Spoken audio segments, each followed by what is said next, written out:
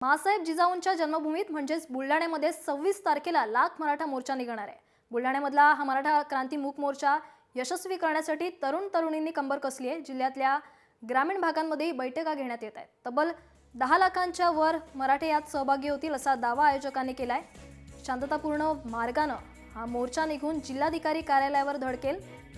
सिंदखेड राजा हे माँसाहेब जिजाऊंचं जन्मस्थान, त्यामुळे हा मोर्चा यशस्वी करण्यासाठी आयोजक झटताना दिसत आहेत। मोर्चाआधी तरुणांनी मोटारसायकल रॅली काढली होती।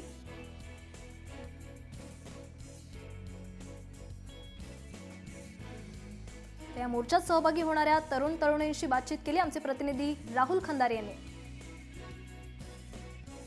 26 तारखेच्या मोर्चामध्ये तू सहभागी होणार, नेमकी प्रामुख्याने तुझी मागणी राहणार का?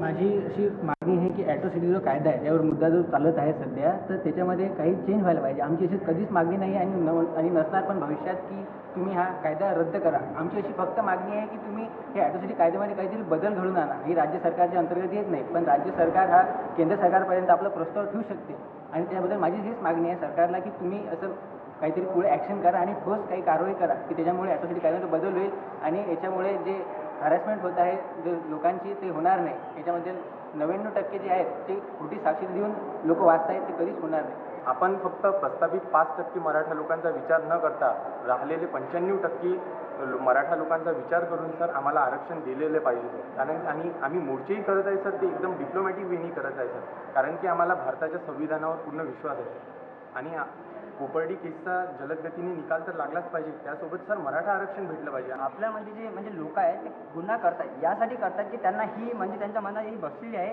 की आपल्याला शिक्षा काही वर्षापर्यंत होणार नाही आहे। खूप सारे केसेस असे झालेले आहेत आतापर्यंत आणि आता पण सुरूच आहे की एक व्यक्ती 10 वर्ष किंवा तो बुडापर्यंत होऊन जातो, पण त्याला आजपर्यंत मध्ये कधी शिक्षा झालेली नाही आहे। हे लोकांच्यामध्ये भीती आणावं लागेल आपल्याला की जर तुम्ही गुन्हा करत असाल तर तुम्हाला शिक्षा लगेच झाली पाहिजे। जर आपल्या चेंजेस जर झाले आपल्यामध्ये तर नक्कीच हे सगळं कमी होईल। आतापर्यंत निर्भया केस बघितला आणि असे भरपूर केस झाल्या, ते निर्णय घ्यायला आपली इंडियन ज्युडिशियरी सिस्टम एवढा वेळ लावते की ते नंतर फाईल क्लोज होतात। तर निर्णय लवकरात लवकर आणि स्ट्रिक्ट घ्यायला पाहिजे अशी आमची मागणी आहे। मला असं वाटतं जर त्यांनी जर केलं आरक्षण लावतच आहे तर फुल टू कम्प्लीट सर्वांना लावा, नाहीतर लावूच नका। कोपर्डीमध्ये जी प्रकरण झालं त्याला न्याय मिळाला पाहिजे। त्यामध्ये गुन्हेगारांना शिक्षा झाली पाहिजे, कारण गुन्हेगार हा कोणत्या जातीचा आणि धर्माचा नसतो।